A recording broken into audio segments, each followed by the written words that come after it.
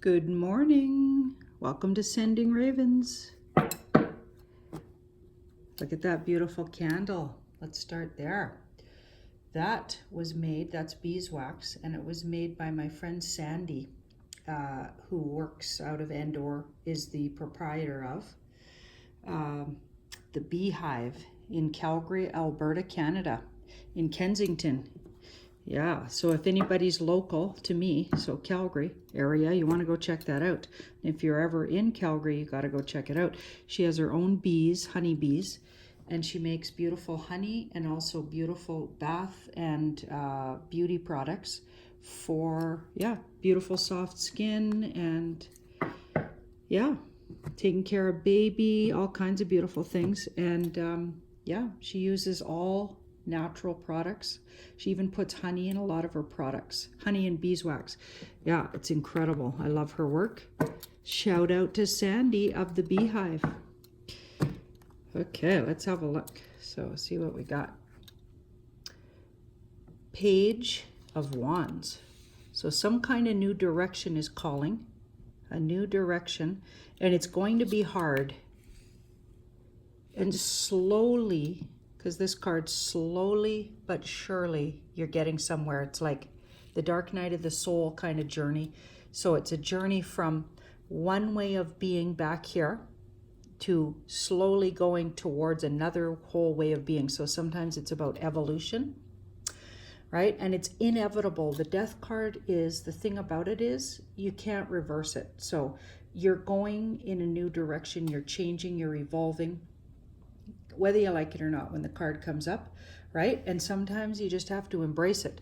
And it very rarely means physical death, by the way. It often just means transformational change, okay? Something's changing, but the thing to remember about it as a reader, when you talk about it and it comes in a card reading, you have to remind the person that the thing is changing over time and it's taking its time and it's a natural change.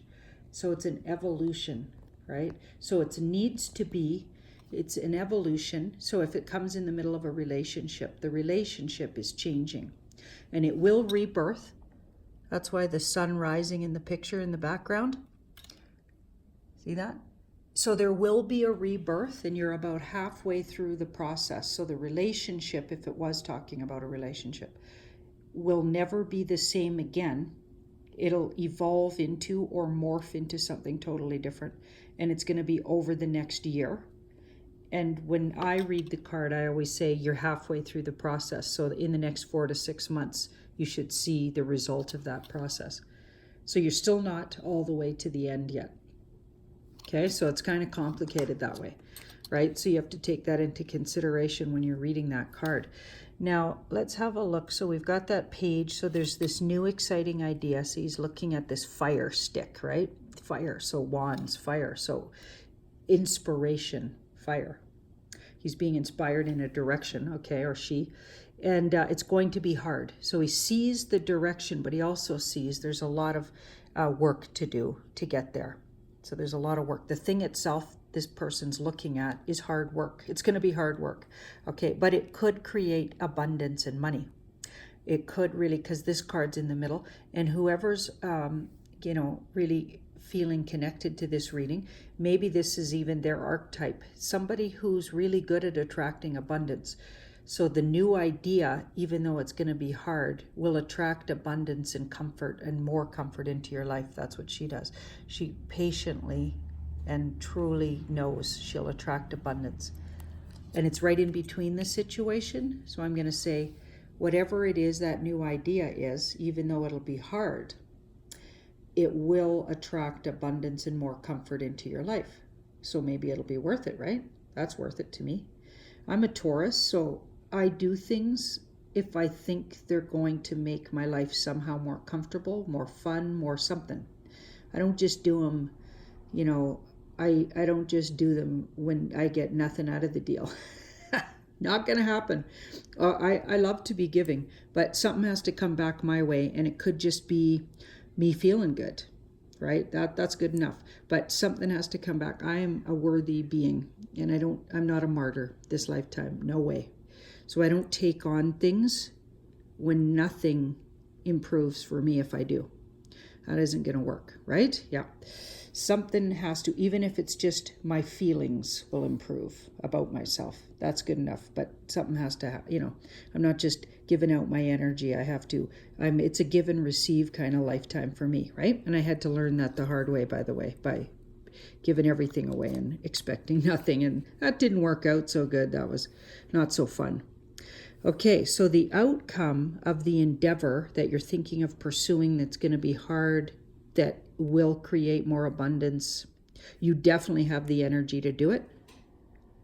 And it'll slowly change everything. Okay, that endeavor that you're thinking about is very authentic to your nature, and you will become more of yourself for doing it, and even more in touch with your intuition. She's very in touch. You might even have more fun. You could really express yourself. So I'm thinking here with all these cards, there's a unique opportunity. This is a very unique card. This guy defends his uniqueness. You're needing to do it your way. Stay focused. He has to stay focused on doing it exactly the way he thinks. And, he's avoiding all this, everybody else's input maybe.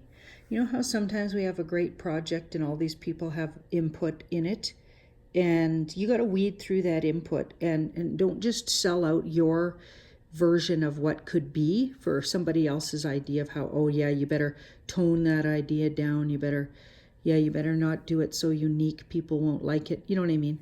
Sometimes we get that kind of advice. And in this case, don't listen. Go your way. Fly your freak flag.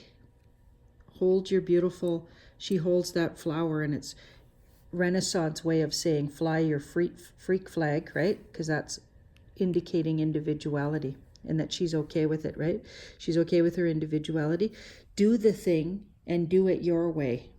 And it's going to be hard, but it's worth it, right? Use your magic.